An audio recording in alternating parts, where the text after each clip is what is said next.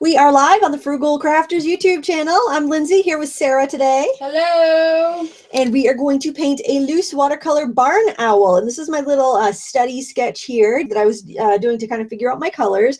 You can find any of the supplies that you need that I'm using here from our sponsor, jerrysartorama.com. I have links to everything in the video description. So the colors we're going to use today are PV19. That would be like a permanent rose or quinacridone rose. If you just look for PV19 or any cool pinky red, basically. PB35, which is cerulean blue. You could also use cobalt teal. You want a soft green leaning blue. PY43, that's Old Faithful yellow ochre. We're going to be using that. You could use raw sienna if you don't have yellow ochre. We have PR101, which is burnt sienna, but some burnt siennas are PBR27. It should be, or PBR7. It should be fine either way. I'm sorry, I think I might have just given you the wrong. Yeah, PBR7. This is PR101 though. And ultramarine blue, PB29. You don't have to have exactly the same colors I'm using, but just something that is similar. And we're going to be sketching together. And it's actually pretty easy, so don't worry about that. Also, if you like podcasts, I wanted to let you know that yesterday I was interviewed by the Live Inspired podcast, and that is linked in the video description. It's free to listen. You can listen to it on your computer or on your podcast app, on your phone, or however you listen to podcasts. But if you're technically challenged like I am, you can listen to it on the computer. That's what I did.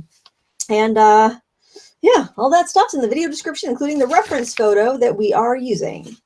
And I'm working on a piece of 9x12 paper. This one right here is a 6x9. So, you know, you can adapt it to whatever size you want to paint it. We're going to start, and I am sketching right on my watercolor paper, but if you don't want to, you can sketch on a tracing paper or copy paper and then transfer it. Just keep your lines real light and you should be fine. I'm going to start by putting a fairly light oval for the head. I'll get darker as I get, and you could probably not even see that. So within the oval, and I'm going to draw this darker, I'm going to have kind of like a soft heart shape, a rounded bottom heart. Draw as light as you can so that you can still see it, but not so dark that it's going to like dent your paper. I'm going to bring this line down at an angle, and then we're going to kick it back at a little bit different of an angle, but it's a pretty graceful line. We've got the shoulder here. That's going to come back as well. And it's the edge of the face. You've got a kind of a curve out at the neck area, and then we get a curve at the chest. Just very, very basic lines here. So for the eyes, what I want you to do is we're going to put two lines across. One's going to be a little bit higher than half, and one's going to be just about right at half.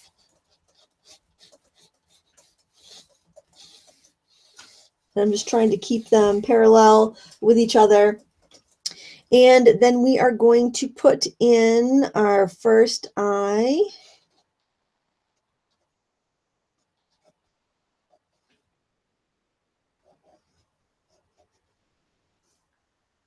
And then we're going to, I'm thinking, you know what? I'm thinking that looks a little low. Better fix it now than later. And I'm using a white plastic eraser because that is the best way to erase watercolor paper so you don't mar it. And rather than using my hand and risking smudging those lines, I use a napkin or a brush to brush those off. Okay, so I pushed my lines up a little bit higher because I could tell that I was off right off the get-go. So that's why I don't go into any details when I begin sketching. I start really loose because I don't feel bad if I have to fix something that's really loose. Now over here, and I kind of like also look at like where the bump in the heart shape is so that I can center up my eyes. That just is a little helpful for me. If you have a few sketchy lines, you might need to like kind of line yourself up with the other eye just to make sure you're getting it in the right spot. Because sometimes it's not apparent until you're all the way done your painting and you leave it alone, you come back and you're like, oh, those are way off. So I try to eliminate that. when I begin. And I feel like I want to bring this over maybe just a little bit more. And then you can go in and erase any lines you don't need. So this eye looks a little bit different because we do have part of the feathers coming down that goes over the beak. So that's kind of coming down at a fairly straight line, actually. And then we've got right down the center of the face, you've got kind of this, it's almost like where the feathers kind of fold in like a ducktail, like a old ducktail haircut, that sort of motion.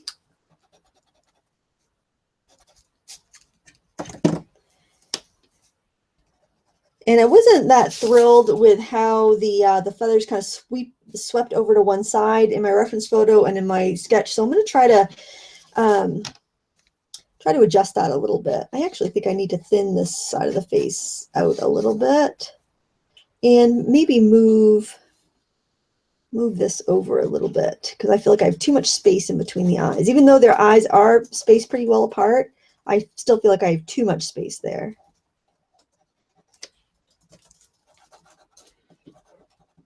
We have a question. Sure. Watercolor Gypsy.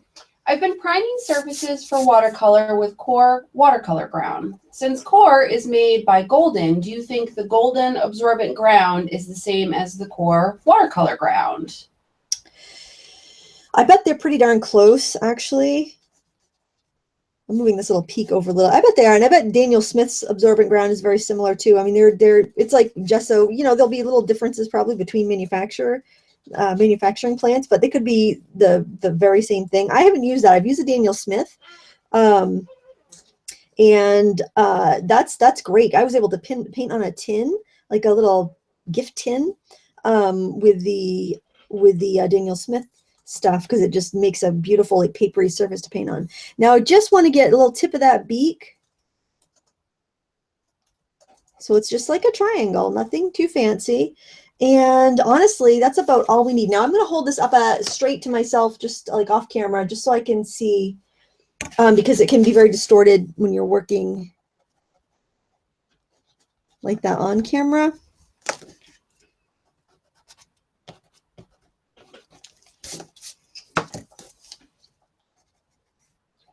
Marie Millard, can watercolors be used on a gessoed surface? Will they still react the same way? You need to have a special gesso. It's called watercolor ground or absorbent ground if you're going to use watercolors because they won't stick to ordinary gesso. Ordinary gesso is too, it's not porous enough. It's like a sheet of plastic.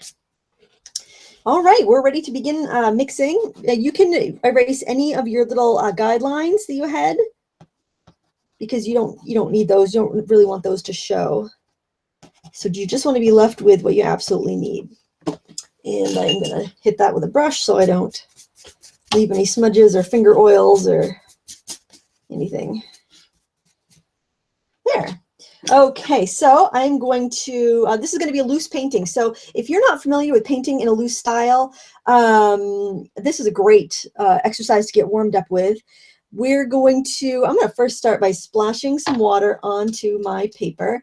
And that way, any colors that we put in that hit some of those splashes are just going to kind of bleed off. And it'll give it just kind of a cool look. And now I'm going to deliberately wet some of the shadow areas here in the face. I do want to make sure that I have keep a little sparkle in the eye so I don't have to go back in with a gel pen. I really would like to keep this kind of just a kind of a loose watercolor and keep it like a traditional watercolor. But don't worry, that gel pen's always there, or a white colored pencil or anything if you do decide that you need it. It's something you can always use. So don't worry about that. Now for colors, I'm going to start off with a little bit of cerulean blue because that's probably our easiest color to handle. It lifts really well. And it's not too scary to put down first because it's really a fairly pale blue. It's not very strong. It doesn't flow as much as other colors, so kind of a good one to get started with. Now we're going to grab a little ultramarine blue. Oops, that's not ultramarine. Wipe that right off before I get confused. What am I doing? Lindsay's she's starting to go on vacation mode. Yes, that's right. No Friday live streams for the next 2 weeks, so She's gonna be soaking it up in the Bahamas. Yes, I am. I hope you guys have a great time in your. Well, I have a friend that's in Jamaica, snorkeling right now. Oh yeah. I hope she's having a great time. Yeah, I've never been. Well, I mean, a long time ago, our honeymoon we went to Hawaii, but we haven't been anywhere as a big family trip outside of Maine, or outside of New England, I should say. So it'll be the first time the kids fly, and it will be fun. It will be fun. It'll be fun. I'll make sure the cats are alive and well. Awesome. Deborah Sullivan, is there a type of watercolor paper that stays wet longer than average?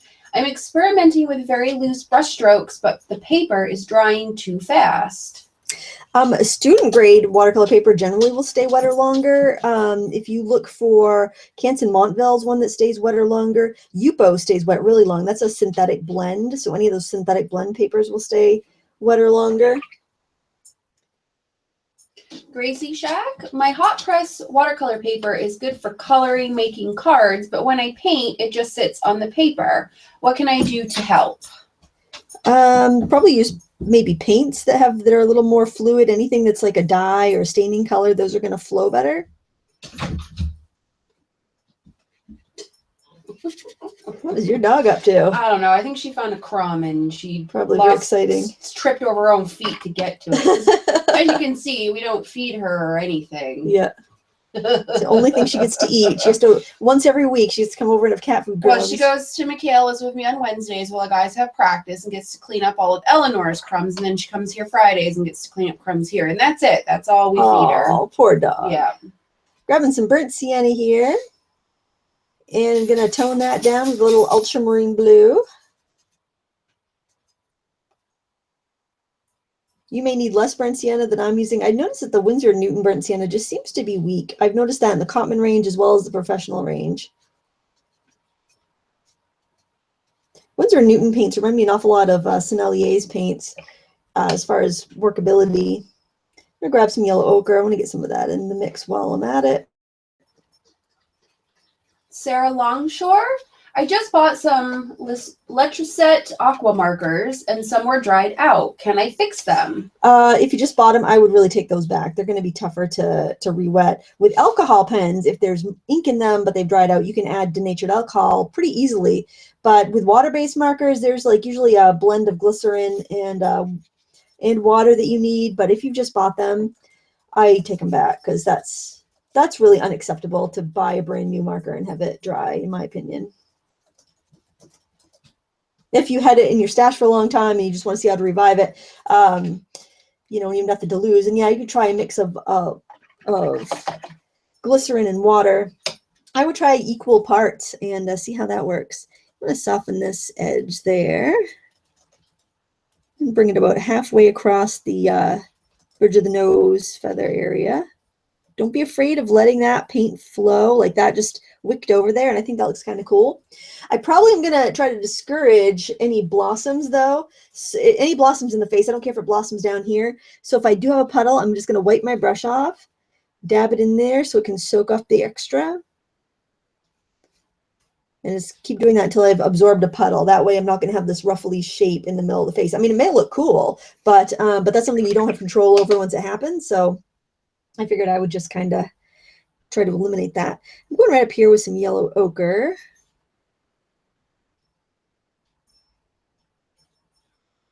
I think I'm going to pull that right down the edge.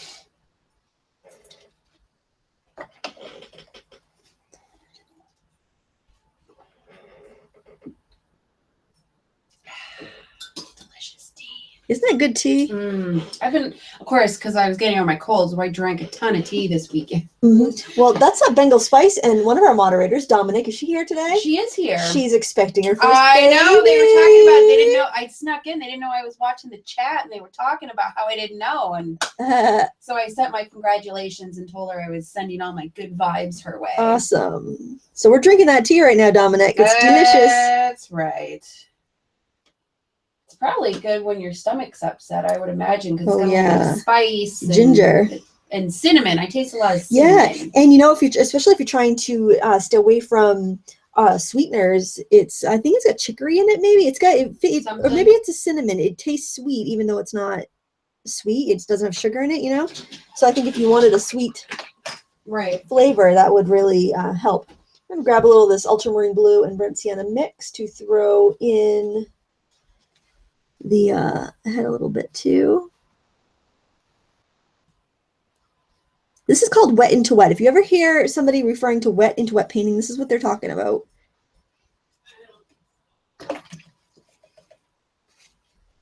So when you want to control something like this, because it looks really loose and wild and uncontrollable, you can go in on dry paper. Anytime you want to control the area, you go in on dry paper. So I'm going in with this burnt sienna around the eye. And I can pull that down. But I can also soften the edges just by cleaning my brush off and touching the wet brush to the edge of my lines, and I can soften it and pull out that color. So even though it can look extremely random and loose, there actually is a lot you can control and manipulate in these types of paintings. I softened that line right there because I thought on my study that it just made the nose look weird. And even though that's kind of how it looks like in my reference photo, it's hard to pull off because it looks a little odd. And if you accentuate it, it looks even more weird. So, so I decided to just not accentuate that. I'm going to go up here and I want a little bit of shadowing. I'm going to go with that cerulean blue and just grab a little bit of that purple mix. So I've just got kind of like really pale grayish blue there. Allison Allen, are there any watercolor artists you would recommend to watch on YouTube? Well, it depends on what kind of style you like, but Angela Fair We're is almost fantastic. At 400 people. Wow. We're 396. Holy cow. Sorry. Okay. That's awesome. Say the name again. Angela Fair, and she's a very nice lady. Steve at the Mind of Watercolor is really good. Way Taliander. I think that's what her YouTube name. She's also on Instagram. Her work is just beautiful. She does a lot of loose florals. There's a lot. Andrew Geeson, I like it. He does speed paints though. He does have longer tutorials for purchase, but as far as on YouTube, he just has the speed paints. But yeah, those guys are great for like step-by-step kind of instruction. Sharon Prestel, is there a PDF file of your drawing of the owl on your blog? I'm drawing challenged. Oh, I don't, but you can go right if you just turn the replay on, you can sketch along with me. You can sketch on tracing paper if you're drawing challenged and just transfer. That's the snow. That's the snow. Hitting the door to the basement. It startled me. Well, I was recording that podcast yesterday, and I was just like, I hope that is. First, I didn't know if somebody was breaking into the garage. Right. I was like, well, the show must go on, so hopefully not. And then I was like, oh, that's the snow. And I think I'm just going to dab in some colors down here and let them do their thing. I want it, especially with the edges, to be kind of loose so that there isn't like a definite stop to where the body stops and where the background of the paper begins. Like at the bottom, I want it to be very free and loose looking. You can also touch some color into some of the splats that you originally put on the painting. It'll flow better on some papers than on others, so just kind of keep that in mind. And this is definitely a splashy, splattery painting, so I would go ahead and put some in right at the get-go so you're not like freaking out about it at the end. Now I feel like I want to warm up some of the highlight areas, so I'm taking yellow ochre And I'm just going to add in some on the warmer spots of the face. We are officially at 401 people Oh, watching wow. today. Gosh, did you guys tell all your friends? Thank you. That's 405. So cool. Wow. Yeah, this is exciting. This is going to be a great great last Friday live before vacation. This is the way to go off on vacation. Yeah. I'm getting a little bit of burnt sienna on the tip of the beak. I'm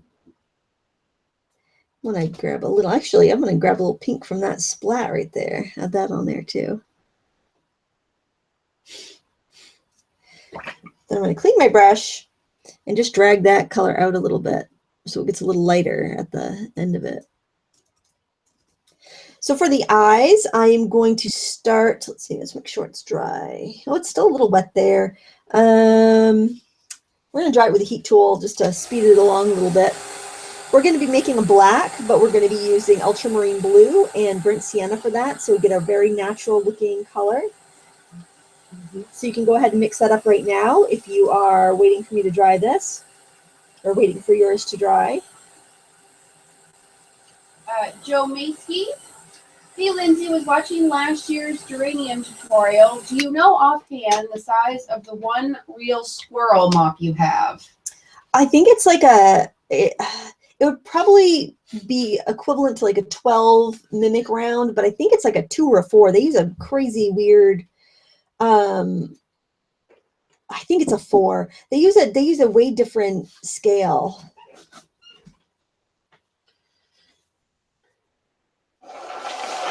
So you might want to mix this up with a stiffer brush if you're finding you're not getting a black, but you're getting more of a gray, because softer brushes are going to impart a lot more water into your mix. And I would switch over to a smaller brush to do this painting portion as well.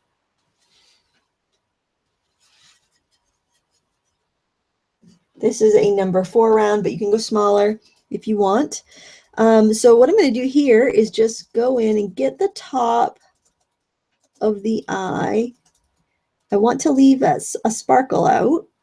421. Wow, this is awesome. And I'm going to go in and paint the iris. So I'm just kind of, not the iris, I'm sorry, the pupil. So I'm just getting that top. Oh, it looks sassy. Isn't that a sassy looking owl? Well, if we're going to paint an owl, it better be sassy. We don't want no wussy, wishy-washy owls here. No. And I find that also just starting by doing that line at the top and then getting the sparkle in there and just doing the iris, it's just an easier way to kind of control and make it look a little bit more natural. Ann Burns, is the special heat tool worth having over an ordinary small hairdryer? I would say that if you have a hairdryer, just use your hairdryer. That's only worth having if you also are a stamper and you do rubber stamping, because it's for like heat embossing is what it's meant for. That's why I have it here on my table.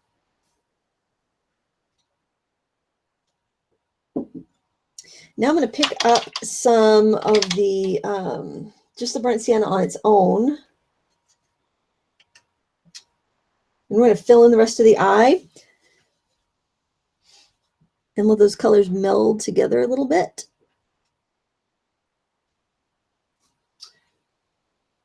Muralist L, has anyone used Clairefontaine pastel matte paper for watercolors? Ooh, I never have. Maybe somebody in chat has. Maybe. Maybe somebody watching the replay has, and they'll comment on it in the description. I generally find pastel paper to be too like not sized, because you want a rougher surface to grab the pastel. But could be a. I've never used that paper for pastel either. It could be just some fantastic paper. All right, so we can let that dry for now and do more tweaking in a bit. And I think I want to work on this side of the face a little bit. We're just kind of, actually, let's work over here on the wings because we don't let those eyes dry. And I'm going to move to a bigger brush. This is a number 8 round. And let's grab some burnt sienna. And you'll notice on the reference photos, you can see kind of just like little pockets of like shadow. And that's kind of what I want to put in here. Prega Chauhan. Sorry, I probably absolutely pronounced that name. Will this owl be more difficult to paint in monochrome? No, not at all. You could do it in natural tones, definitely. You just need to get, I'm using like kind of purples for my darkest color and yellows for my lightest. So you just need to get, assign a value to each color that I'm using. I used the reference photo instead of my picture to go by because it'll be easier to translate that because it is pretty much all like shades of browns and tans and things.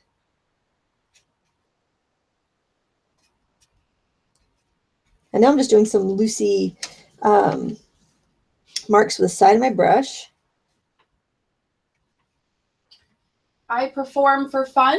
How do you get strong concentrated pigments? Even when using a tiny bit of water, my colors look washed down. It could be the quality of the paints you're using. If you're using a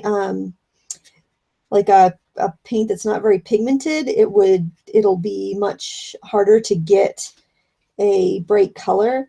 So like using a artist quality paint, like this is Winsor & Newton, so it's pretty concentrated except for the browns. Their earth tones aren't terribly bright. I just decided the shoulder should be a little higher, so I added some water, now I'm dripping in the paint. So you're gonna have a much easier time if you have an artist quality paint. You don't have to spend a lot of money. The Turners from Jerry's are very affordable, as are the Lucas. And so you can get a kind of artist quality at a much nicer price point. But even like Prang watercolors that are meant for kids, those are super pigmented and bright. They're probably not light fast, but you'll have that painting experience. I've even found like some of the craft watercolors to be very pigmented, of course. And again, I can't tell you on light fastness, but like the Prima Tropical set and the Jane Davenport Brights, they're very, very bright pigmented. Michaela Swain, a pad of 100% cotton canvas pad. Can I use acrylic on it, and do I have to prep it, and can I use watercolor on it? As long as it is, if it's a canvas watercolor pad, you can use watercolor. But if it's just a regular canvas pad, it's usually primed for acrylic and oil paints. So you shouldn't have to prime it. I mean, some of them, if your paint won't move on it, then you might want to go ahead and gesso it. But if you want to use it for watercolors, you're going to need to use watercolor ground unless it specifically says it's for watercolor.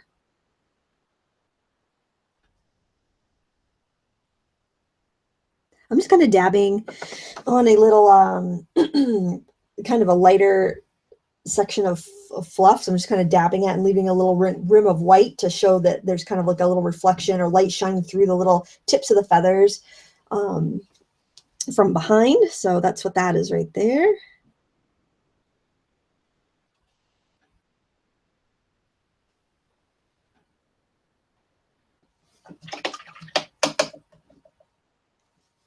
And I'm going to get some kind of darker spots in there. So again, I'm using that mix of burnt sienna and ultramarine blue. Laura McAllister, when using a water brush, is there a way to slow down water flow to the brush? I find there's too much water for me, even without squeezing. I've tried a bunch of brands with the same thing. I probably just suggest using it empty and maybe putting your water in like just a cap, like maybe like a measuring cap from a detergent bottle or something. I think you have to kind of paint faster with a water brush, I think. So that would probably be my suggestion. Steph 13, what type of blue is the one on top of the one on top? What type of blue is the one on top of the light blue? Ultramarine. Is that the one? Is that what you mean? What blue am I using? Other than the light blue, it's ultramarine, and the lighter one is cerulean. Cerulean. I just like that. That's a pretty name, isn't it? Yes. You name your next pet Cerulean. Well, we're going to be pet-free for a little while after we eventually get rid of all of our pets. Or I should say get rid That of them. sounds awful. I know. After our pets pass away peacefully. Chewy's like, what? What do you mean? We're going to be pet free for a little while. I'm taking a mix of, it's the permanent rose and ultramarine to make a purple, adding some of that black mix that I made, which is ultramarine and burnt sienna. We're not using any real black. And I've wet some of the area on the shadow part of the face, and I'm just dripping in that color. My goodness. What? We have some trolls out today. The mods are on top of it. Awesome. Woo. Well, probably with so many people in the chat, YouTube is recommending it now. So I think when people see people are live, that's what the trolls like to go and do. Lord. Well, because last week I think we had one maybe. It was pretty quiet. Cinnamon was telling me she got slammed. She had like 30 trolls one day, and thank goodness she had a lot of moderators because it was awful. So what I'm going for here is just basically softness, soft shadow. I want the face to look soft. It is feathers, you know, I want it to have that kind of soft appearance. It's a fairly simple, like the planes of an owl's face are fairly simple. So you do kind of have to exaggerate things a bit, but you don't want to have these hard edges, or it's going to look almost like an origami owl. Isn't that like a necklace place, necklace company? Is it? I think so. I think it's like a place that makes lockets and necklaces and stuff. But you know, one of those places that sucks you in and you end up collecting, and then you're one of the people that gets like the people who collect the charm bracelets. Kind of. You see them and they have like 50 bangle bracelets on them, and every time they move, they jangle. Probably. I don't know. I don't have any. I don't either, but there's especially the place where we get our insurance and I go pay the bill. There's this one lady that always has like 30 of them on. It's just like ting, ting, ting, ting, jingle, jingle, jangle, ting, ting. And I'm just like, oh, I couldn't listen to that all day. I'm sure it's something too, like once they know, people know you collect them, then every present you get is probably like another charm, you know, and I'm sure you can't draw the line. You've got to wear, if you're wearing so-and-so's charm, you got to wear, you know, everybody's charm. I'm sure you don't want to hurt anybody's feelings. Yeah. Benny Chavez, would it be easier or more helpful to work from a black and white reference photo to focus on value rather than matching colors? Probably, if you're going to do a crazy color one like this. So you can, and to do that, there's a link to the reference photo. When you go to print it, under printer properties, just choose grayscale, and you can totally print that out as a black and white. Giving a little shadow under the nose. Bev Roberts, Lindsay, do you ever use a deerfoot stippler brush? I picked one up the other day. I was told they were especially good for painting feathers.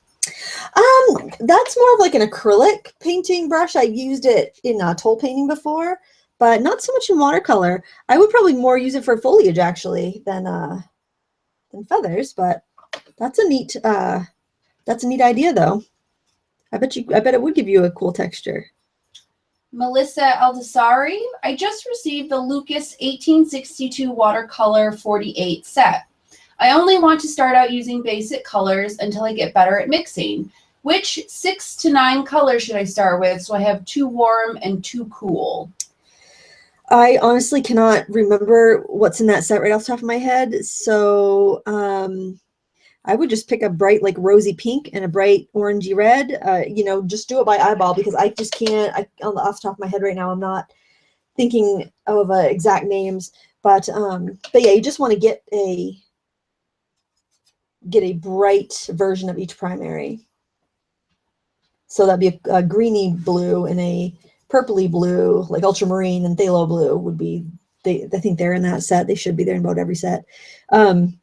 And like you know, alizarin crimson or permanent rose and cadmium red, and I do like a cadmium yellow or a gamboge or an Indian yellow, and then like a lemon yellow. I'm getting the shadow darker, and because I need a dark color, I went right in with my paint. I'm pulling it down a bit. Now I'm gonna clean my brush and soften the edge.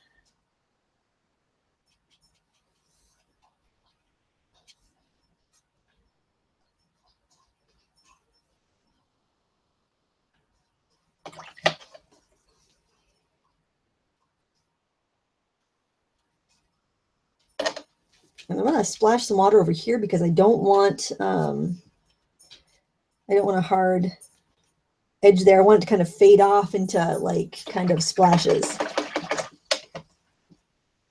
And with a damp brush, I'm just pulling that edge out because I think it's stopping a little too harshly. All right, so now I want to do something to help bring the owl off the background. So I am going to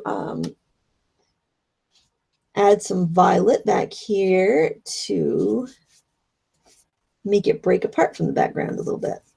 So I'm wetting the paper so that I won't have a hard edge where it ends. Jackie Smith. Even when I let the paint dry, it seems that when I go back to paint around, I reactivate the original paint and get a blur line. What's happening? Well, there's a couple of different factors that could be happening there. You could simply have a student grade paint, which student grade lifts easier than artist grade, or you could have paper that's really, really heavily sized. Like if you think of like Yupo paper, the paint, paint would just, any paint would just come right off of that, almost like you've got it on a piece of plastic. So that essentially is what it is. So it's one of those two things. Probably either you're using colors that are very liftable, even if it is an artist quality paint, like burnt sienna, ultramarine blue, yellow ochre. Those colors all lift very well. Where like most of your vibrant colors, your vibrant reds and phthalo greens, those will tend to stain. Purples usually tend to stain, and they're harder to lift up. So I imagine it's one of those situations. Or it could be you put your paint on really thickly. Anytime you go over any really thickly applied paint, it's going to do that as well.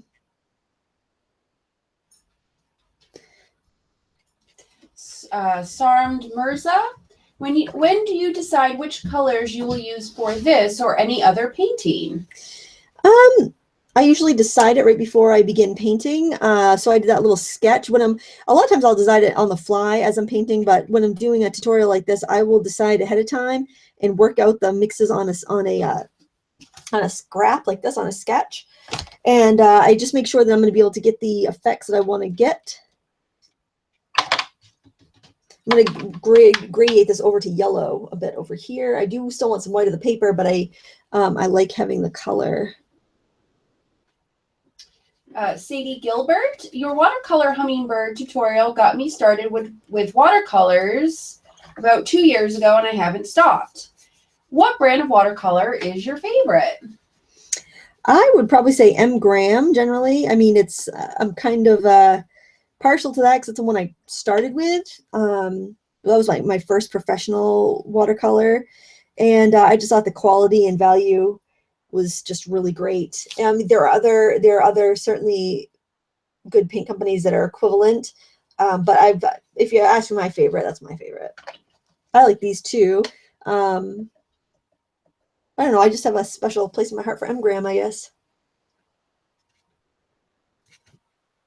But it also depends on what you like for a color palette, and how you want your paints to behave, and what you're personally interested in painting.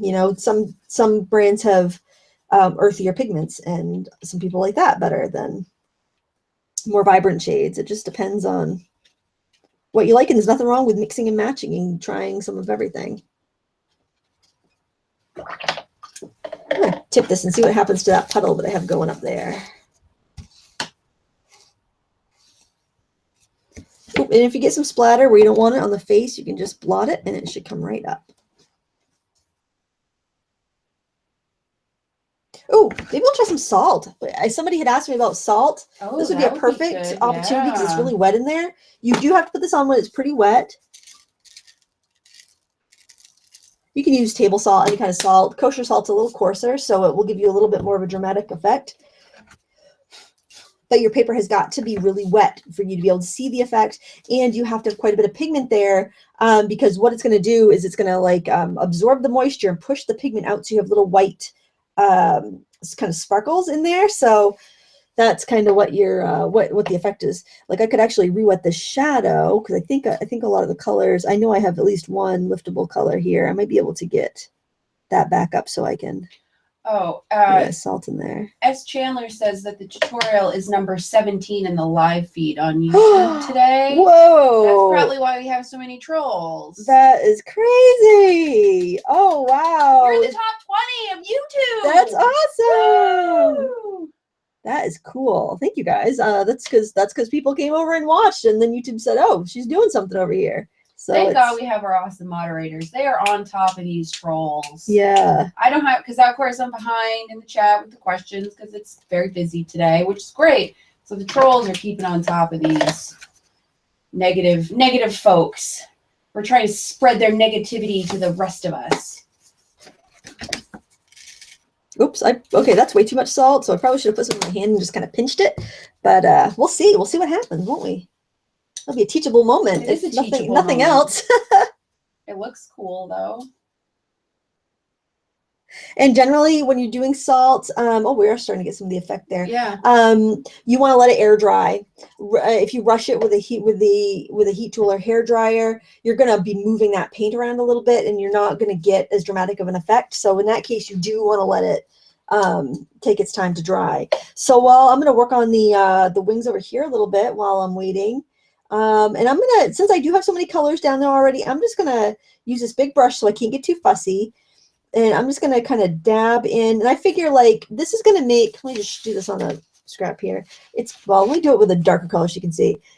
You know, it's pretty much making like a roundy feather shape anyway. So I'm going to use that to my advantage and just kind of let it make that shape with my yellow ochre. And even if it's not perfect, it doesn't really matter because you're not going to really see it. And then I can go in with my burnt sienna and add some of that. And the colors are going to blend and meld together. So I think it's going to be a really cool effect. Prega Chowan, I remember in one of your videos you made the shadow before a light wash of color. Is there any rule for that? Nope, do whatever you feel like doing, really. Sometimes I like to get the shadows in first because it helps me establish value. Sometimes I'll put them in first and do a wash over it so it will tone it down. It's completely up to you. And then sometimes I'll do a watercolor completely doing highlights to dark. You know, that usually takes a little bit longer.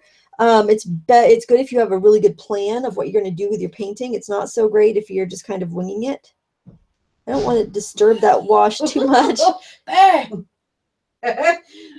Poor Chewy. She's not getting too freaked out by it, though. You guys don't have a metal roof, though. We don't, but the big wooden deck that we have out back, and when it gets really cold, will like creak and pop. So you'll be sitting like reading and be all quiet, and pop, and it almost sounds like a gun going off in the backyard. No. And it doesn't faze her. Patricia Hank, have 2 weeks without Lindsay live. Question, have you recorded any that we can watch while you're on vacation? Yes, if you've managed to get through my over 1,500 videos, there will be some new content posted. 1,500 videos? Probably 1,600 by now, maybe. I don't know. There's a lot. But yes, I have I have a review of these paints. I have how to ship your artwork, how I package and ship watercolors for. Oh, good. People do ask about that. Yeah, for sale. So I've been kind of picking away at some of the request list items, and You have some in the bag. I do. I have some in the bag. That's really bright. I probably shouldn't have gone in that brightly, but we're gonna just go in with a wet brush. Teachable moment. Mary Darling, if we paint this owl, can we sell our painting or exhibit it, or is it copyrighted? My personal rule, well, I'm working for a reference photo that anybody can use, so you can paint from that reference photo, you know, no big deal. Of course, I'm using different colors and doing a very different treatment of it, but I personally do not care if you want to show it and sell it. The only thing I would ask you not to do is put it in a competition, because that when you're putting it in a competition, you're saying it's an original work. I mean, of course, painting it like that with those colors, you know, that would be fine. But personally, I don't care if you want to sell it or show it. I just ask that you don't submit it to a magazine, because I submit my work to magazines sometimes. And yeah, that's pretty much it. I don't care if you want to teach it to, you know, people in a class in your hometown. I mean, but every artist has their own rules about that. So just beware. Even though I'm cool with it, it doesn't mean that another artist would be cool with it. So just kind of keep that in mind. Simply Death 13. How do you get a smooth, solid color laydown with watercolor? I always seem to get blotchy colors. Well, there's a couple techniques. There's a graded wash, there's a controlled wash, and a wet into wet wash. I find for beginners, a wet into wet wash is usually a lot easier to handle, and that's when you tape down your paper so it's nice and flat. Stretch it if you want, and then wet the entire paper with a brush and water, and then mix up a pot of color and then apply that. So you're not stopping to remix. It's when you're stopping and you're not doing it all kind of in one fell swoop. That's when you get those weird splotches, or if you have puddles. So you want to avoid puddles. If you stretch your paper, you won't get any wrinkles. And I do have a video on how to stretch your paper if you don't know how to do that. So that's the best way. There is a controlled wash, controlled flat wash, but it is a little bit more complicated, but I do have a tutorial on that in my channel somewhere, or you can just Google how to do a controlled wash, controlled flat wash, and find other tutorials. Silthrina B, is there any way to get better at doing the background without everything swimming away or painting too much? Or is it just a steady hand? Anything like that is practice. The more you paint, the more you're going to understand how your paints move, and the better you're going to get at it. There's really not a shortcut, because you just need the experience. It's like learning how to drive. You need to drive to learn how to drive. You're not going to fully understand what the car is going to feel like, what the steering is going to feel like till you're actually driving. So it's kind of the same thing with painting. With ice, it's just like ice skating or anything else like that, where you're practice. Yeah, you got to practice. Cami Daniels, can you explain the differences between the titanium white and Chinese white watercolors? Also, the lamp black versus the other black. I know the whites. The blacks, I might need a little assistance with from a moderator, but Joe's here today, so he could probably. Okay, cool. So for white, Chinese white is a more transparent white, and it's made for mixing. And titanium white is an opaque white. It's and there are some titanium whites that are more transparent, and there are some Chinese whites that are more opaque. But generally, a Chinese white is it's like a mixing white watercolor. It's not like, I have some Chinese white here. Let me show you. So if I look here, I took a black Sharpie and I scribbled it, and then I painted the white over it, and you can see it's very translucent. So if you use that to mix with your watercolors, it will add a little body to it, but it's not going to really make them very opaque. They're still going to look pretty transparent. So as opposed to titanium white, which is like a block out pigment, it's supposed to kind of block out what's underneath. So that would be the big difference. And as far as the blacks, some blacks granulate more, some blacks are more flat. Like ivory black is made from bone, so it's an animal byproduct. Lamp black, I believe, is made from oil, but it could be also an animal product. I'm not sure. I'm not very knows I'm not very versed in my blacks. Head of information. Bev Roberts, do you brush the salt off after the painting dries? Yes. It seems like it would harm the paper. Yes, you need to you just brush it off, but if you don't wait for it to dry, you're going to smear your paint. It does seem to make it take longer to dry, because you get these little pockets of like color that stays wet because it's trapped under a little piece of salt. Which you think the salt make it dry, because you salt roads and stuff to melt ice and dry things up, but it seems to take a little longer in my experience. Slugs. I can remember being able, when I was a kid, we'd had vegetable garden, and they'd have slugs, and Rachel and I would be able to go out and put salt on the slugs because it would dry them up. That's mean. It's a slug, Lindsay, okay? But it's a living thing. Poor slug. You could pick it up and put it in the woods. Well, how about this? If I find any slugs around my house, I'll gather them up and bring them over to your house. That's okay. We'll put them in the woods. I don't have a garden. I'm not really going to do that. I'm sorry. Sarmed Mirza, what is the destiny of the owl? I mean, is it going on for sale? Yeah, actually. Somebody wants to buy it. If somebody wants to buy it, you can email me at artstudiosofbangor@yahoo.com. It's first come, first serve. The Friday live paintings usually go pretty fast, so whatever email comes in first. I charge $50 for the painting, so if you'd like it, you're more than welcome to email me for it.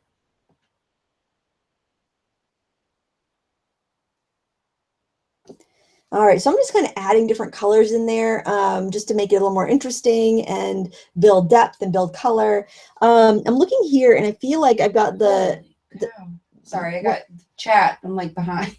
That's all. I kind of feel like my nose is a little off-centered here. So what I'm going to try is just kind of smushing that line over a smidgen with my Maxine's mop.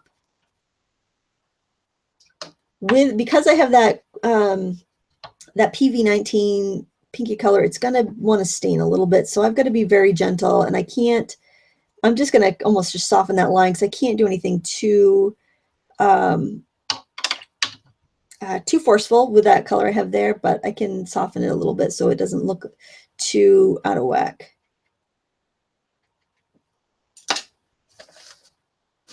And never rub your paper. I see a lot of actually professional artists rubbing their paper with a paper towel instead of just lifting up and blotting. Maybe they have way better paper than I do, but it might be fine on 100% cotton, 300-pound, heavily sized Arches paper. But I think it's a bad habit because if you're using a cheaper paper, it is going to pill it and leave awful marring.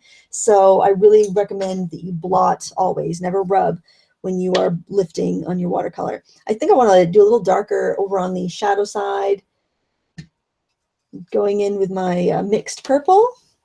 And we're still using those same 5 colors. We haven't grabbed anything new.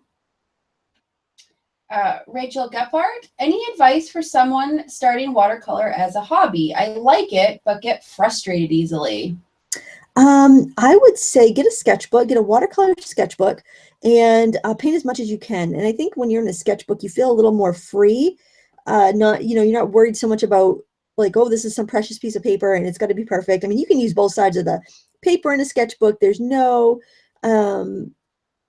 of no rules. And nobody has to see it, and you can just really have fun with it. So that would be my recommendation.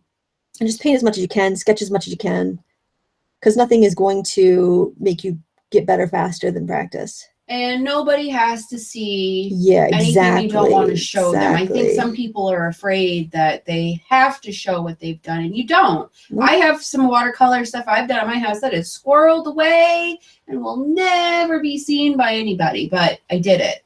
There you go. Yeah. Yeah, it's not like being a musician where you do your song that's out there and everyone's heard it and you can't take it back if it was all off key. I mean, you can take as long as you want on something that's a visual art, and if you don't like it, then nobody has to see it. Jessica Bear, what size is the blue handled brush you're using? I apologize if this has been asked. Number 4 round. This is the Mimic Kalinsky. I'm sorry, Mimic Faux Squirrel. I mixed the permanent rose and yellow ochre. I feel like the beak needs to be a little bit more of a peachy color. Miriam Pastori, are you taking your watercolor set with you on your holidays? Yeah, actually, I'll show you what I'm bringing. I've got it right here on my desk. We can let that sit for a minute and dry. I'll show you. So this is so classy. These are a pair of leggings that my daughters actually cut the legs off the leggings because they wanted some legging shorts, I guess, for under their uniform, their basketball uniform.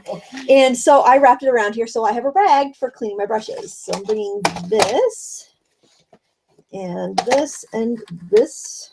Oh yeah, I got something else too that I decided to add. Okay, so I've got these tritone pencils because, quite frankly, these things are useless.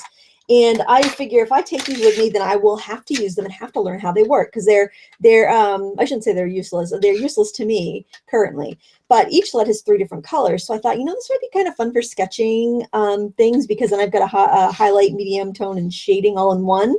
But it's very random how the colors come out. But I thought that might be kind of fun to do some sketching, especially some of the architecture maybe that I might see. I might not use them. Who knows? And I'm going to bring a Strathmore visual journal. I really like these. They're like $5 on Jerry's, and these are the 140-pound watercolor that you can get mixed media. They have more pages. These have 22 sheets or 44 pages, so I could do 4 little paintings if I want to use both sides. I know from my experience of traveling with children that I won't get that much done. Well, but you're also going to have a chance to sit down and have a cocktail in the sunshine. Yeah. And I'm bringing this set of watercolors and 1 water brush. And I will empty all this before I leave because you can't go through the security with these filled with water. But then I've got a little container, a water enhancement container. I think this was like Kool-Aid brand or whatever, but they're like a couple bucks, filled with like sugar-free stuff. I don't know. I wash them out, and then the spout is perfect. You unscrew your water brush, put this on your water brush and squeeze, and it fills your water brush like 7 or 8 times. So that's going to, I could just fill this up at night and be set for the day when I'm at the beach. And then I got my legging that I can shove on my arm and be wicked fancy and wipe my brush on. So that's what I'm going to bring. You can see the salt effects really well in the sky. I am going to hit it with a heat tool because I've got too much wet paint that I can't do my finishing touches, but we're just about done here, to tell you the truth. But I have to get the salt off before I do anything else. So if anybody has any questions while I'm drying this, please ask away. I'm behind. Bev Roberts, how do I leave a request on your blog? I tried the other day and couldn't find a spot to do that. I don't know how it is on like a tablet or a phone, but if you go on a computer, at the top of my blog, you're going to see it looks like file tab, like buttons. And it will say like home will be where you're at. And then there'll be a,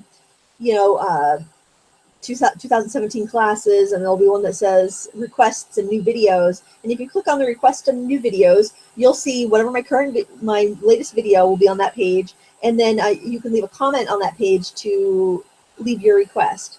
And and it just pops at the end of the list. If you've never commented on my blog before, then I'll have to approve it, but it'll be hanging out there for me to see when I log into my administration the next time I log on, and then I will approve it, and it'll be on the list. And like the owl thing, I've had so many people request an owl that I'm like, well, I'm going to finally do an owl because that's obviously something that many people want to see. So.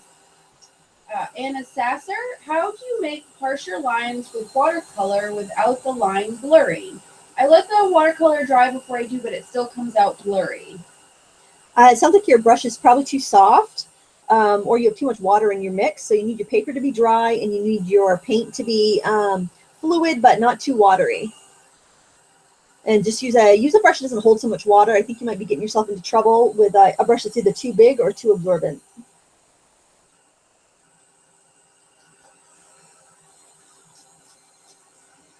All right, so to remove this, I'm going to take a dry paper towel because I don't want, if I have any like moisture on my hands, it's going to smear the paint that's stuck on top of the salt. So I'm going to just try to brush this away as good as I can. Paula Haynes, when would you use the Chinese white? Back to the white question. I personally don't use it unless I'm doing something that I just can't control the strength of my pigments in any other way. Like I was painting some macaroons, and they're just so pastel, and I couldn't get the body of color I couldn't get it to look as smooth and as I needed it to kind of look matte and opaque. So that's why. So I did mix some Chinese white in. Some people will use it kind of as a oopsie, like, whoops, I totally lost my white, so I'm going to go put a few layers of that on there. I find that to be a little frustrating because it's I don't know, what about a palette knife around here? It's not very opaque. So I mean, in that case, you might want to use like a bleed proof white. Dr. P.H. Martin makes a bleed proof white that's really good. I apologize if this sounds awful, the scraping noise.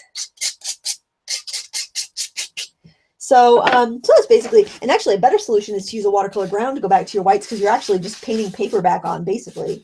For all intents and purposes, it's like you're putting just some fresh paper down.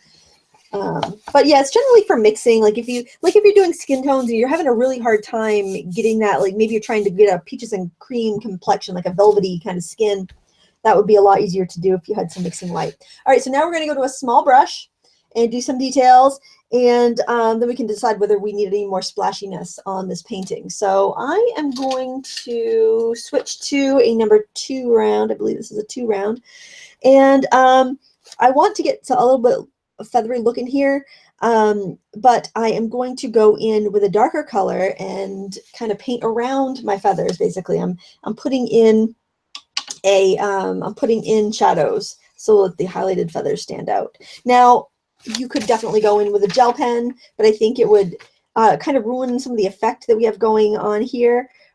because those are super light, and I did not save out that much light, but I'm just going to go in and try to get that feeling, or that essence. And hopefully my hand's going to be right in the way. I'm going to try to hold this sideways so you can see. I need to keep my brush at a 90-degree angle with my paper so that I can keep just on that razor sharp tip of my brush. So I'm just flicking up some color. And if you're not doing this crazy purple and pink owl, you can use whatever colors you have. And I'm going to switch over. I'm going to grab a little bit of this lighter color. Just wet my brush. It was still dirty. I picked up that yellow ochre color because I knew it was going to make it a little more brown. And I'm just going to, again, hopefully that's showing. I think that's showing up. I'm just flicking little hairs up there. And you can bring out some detail around the eyes as well.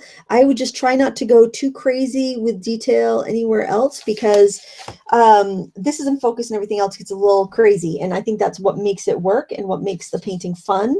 And just having that little bit of focus. Is an artist whom I love. Her name is Jean Haynes, and she has some books. And she does beautiful like cats and other animals, but she'll have like one part just super focused, and then the rest will just be very loose and splashy and out of focus. And she's a British artist. Her work is beautiful.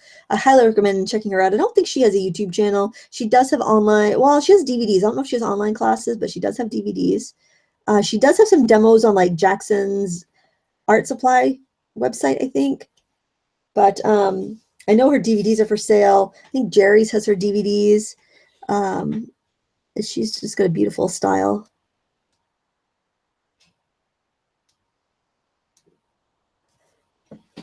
I'm kind of afraid to watch any of her stuff because I don't want to copy her subconsciously. I kind of have that fear a little bit with other artists. I don't want to like rip them off or anything. So it's like I don't watch their stuff a lot. Oh, I like this. Just adding a little bit of dark in there. Eyes look great. Thank you. Do we have any questions floating in? Well, I kind of jumped down to where to get caught up just because there was so behind. Sure. Yeah, just start. If you guys have a question and it didn't get answered, feel free to pop it back in if the moderators didn't help you with it. Gail Gasson, where do you rate the Daniel Smiths compared to the M. Graham? They're equivalent, definitely equivalent. They're a fantastic paint company as well. They're both made in the United States, so they might be tough to get outside of the country. Ryoko Tedeschi, do you ever make prints of your art? The colors you're using are totally my aesthetic. It's something I'm looking into actually this year. I have not done any yet, but that is something that I am looking into. If you want to sign up for my newsletter, if you go to my website, there's a sign up for my just getting my blog emails, which is like you get a notification when there's a new post. But there's also a newsletter, which I don't send out stuff very often for that. That would be like special notifications, kind of like I'm having a class, or I'll be in this town at a workshop or whatever. It's just kind of like special events. So you don't get many emails with that one if you want to sign up. But that's where I would announce it. Or I probably also have it on my blog. So if you follow my blog, you would also get that information. Sarmed Mirza, when do you decide it is done? It looked done to me a while back. Usually after I've gone that extra step that I can't take back and I regret. When I start feeling regret, that's all. I must be done. I must have been done 2 steps ago. And sometimes I'll leave it and I'll think I'm done, and then I'll sit back down and I'm like, well, actually, I think I want to do something else, you know? And the level of done can be, it's perfectly valid for it to be done at this point, or 5 steps ago, or 10 steps in the future. There's no rule. It's usually how I'm feeling. If I'm really enjoying painting, I have a hard time stopping. I want to keep adding to.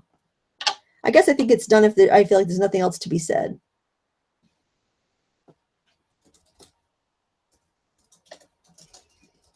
And I'm just adding, and I switched to a smaller brush, not only for detail, but to keep me from adding too much color and doing anything rash. So I'm just doing little bitty glazes of color here.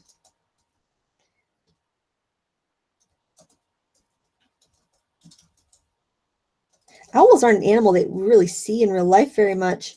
So they kind of look awkward, you know, it's kind of tough to, you know, with dogs and cats, you see them all the time, but. You hear them, but you don't see them. Yeah, you hear them all the time.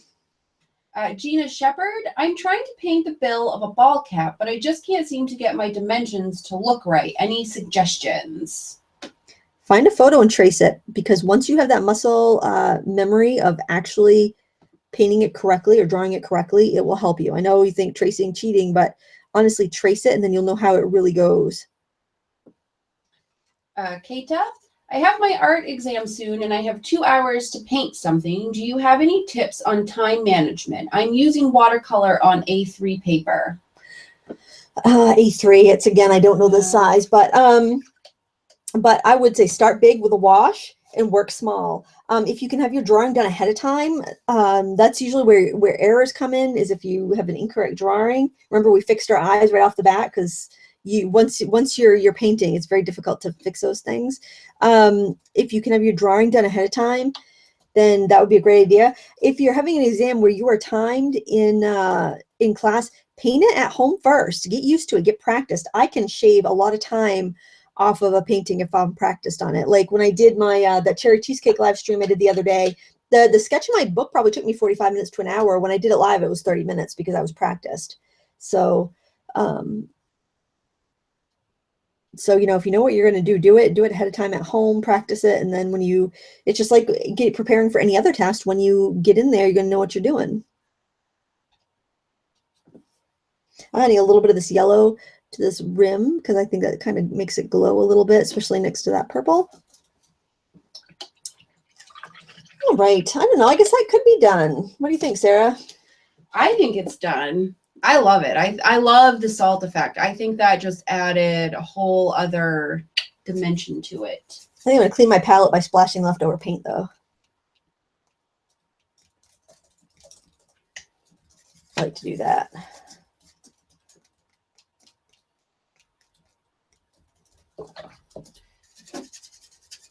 Get your palette nice and clean. Don't waste any paint. Sarmed Mirza. Apparently, I haven't been getting his name right, so I'm going to pronounce it a bunch of different ways. You're bound to get one of them right. I know, right? Dare time. Can you make a correctable mistake and show us how to correct it? Can I make a correctable mistake? I feel like my whole painting is a correctable mistake, usually. Was that sometime? Can I make a correctable mistake? Sure. Sometime? I'll go with that. I'm trying to think of a mistake. This one is so wild and woolly that I can't think of anything that would really be mistakey. Well, I showed you how I move the nose over by scrubbing. That's probably I wouldn't recommend making that mistake on purpose because it can.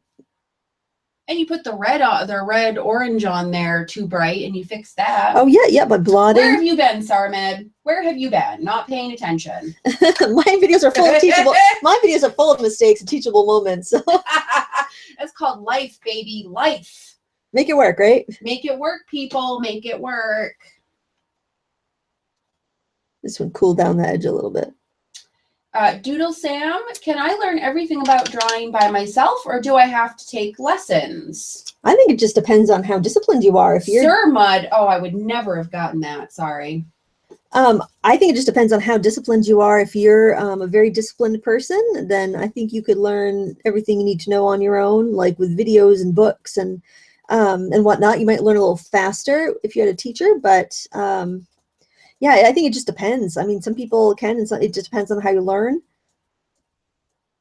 Practicing is the big discipline, and practicing is the biggest thing. If you're not disciplined on your own, then no. But if you are, then I don't see why you couldn't. Anything that I have difficulty learning is boils down to a discipline problem almost every time. I want to get some direction of those feathers a little bit, so I am doing a little putting some false eyelashes on this owl.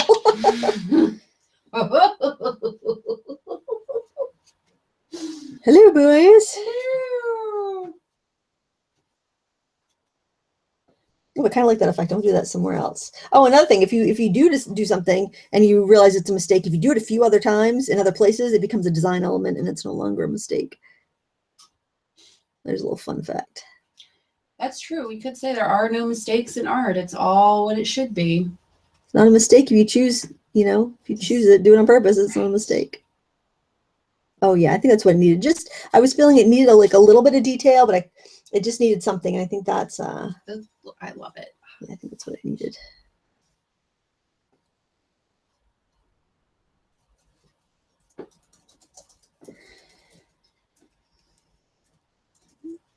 And I think that I'm going to call that done. I'm just going to hit the eye with a little bit of heat so you can see it dry, because there's probably a little bit of glare on there from where it's a little wet in the center. If you have a last minute question, go ahead and put it in the chat with the word question in all caps.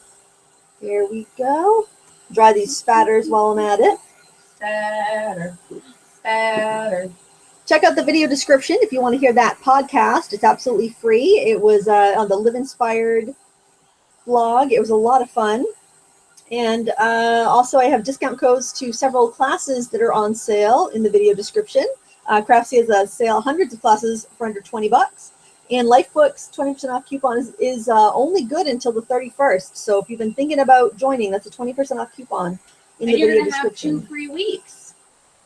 No live videos. Yeah, so it'll help fill that time until we're all back together again. That's right. And Lifebook, it's a new class every week for a year, and you can join anytime. You just pay more if you wait till after January. But there's a new class every week. I'm seeing the artwork coming from these students. It is phenomenal. A lot of portraiture, but it's any and all levels, and you can get out of it what you want. It's just a wonderful workshop, and I highly recommend it. So, any other questions here?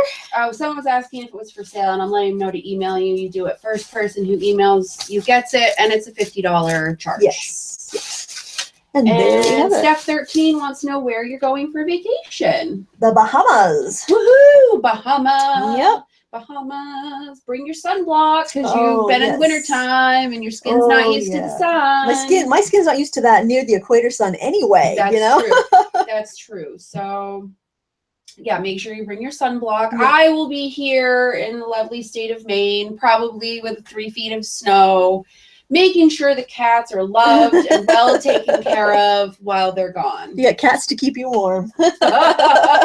Oh boy! Yay! Thank you guys for watching. Links to everything you need to know is in the video description. And until next time, happy crafting.